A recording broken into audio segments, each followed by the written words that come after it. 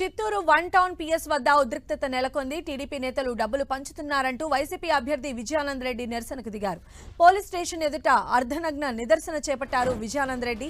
TDP నేతలకు చెందిన private హోటల్లో కోట్ల రూపాయలు ఉన్నాయని ఆరోపించారు.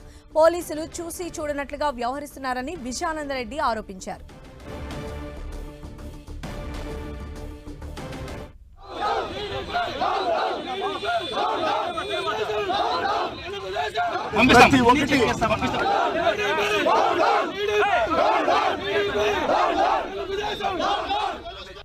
ఘటనకు సంబంధించిన మరింత సమాచారం మా ప్రతినిధి మురళి మనకు అందిస్తారు. మురళి, విజయానంద రెడ్డి ఇలా నిరసనకు దిగటం వెనుక రీజన్ ఏంటి? మరి ఆయన చెప్పినటువంటి వాటిని పోలీసులు పరిశీలించే అవకాశం ఉందా?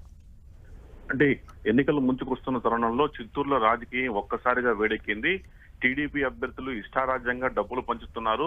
స్వయంగా డబ్బులు పంచుతున్న వ్యక్తులను పట్టుకుని పోలీసులకు అప్పగించినా చర్యలు తీసుకోవడం లేదంటూ కూడా వైసీపీ అభ్యర్థి ఎవరైతే ఉన్నారో విజయానంద రెడ్డి ఈవేళ నిరసనకు దిగారు. ఆయన ఏకంగా వన్ టౌన్ పోలీస్ స్టేషన్ ముందు అర్ధనగ్న ప్రదర్శనతో నిరసనకు దిగారు.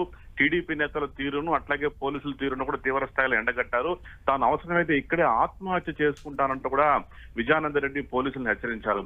నిజానికి చిత్తూరులో గడిచిన 2 నెలల కాలంలోనే సుమారు 500 మంది అనేక ప్రాంతాల నుంచి వచ్చి ఇక్కడ అపరిచిత వ్యక్తులు కాపురం ఉంటున్నారని, దాదాపు 50-60 ఏళ్లను అద్దెకు తీసుకుని నివాసం ఉంటున్నారు.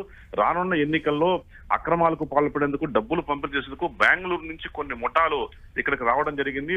తాము అనేక ఆధారాలు ఇచ్చినా డబ్బులు పంచుతున్న వ్యక్తులను చూపించినా కూడా చిత్తూరు పోలీసులు పట్టించుకోవడం లేదంటూ కూడా వైసీపీ అభ్యర్థి విజయానంద రెడ్డి ఆకస్మికంగా హుటాహుటిన స్టేషన్ ముందు నిరసన దిగారు. ఈ నేపథ్యంలో వైసీపీ శ్రేణులంతా కూడా పోలీసులను చేరుకున్న చివరకు పోలీసులు అతి కష్టం మీద ఆయన ఒప్పించి నిరసన దీక్ష విరమింపజేశారు.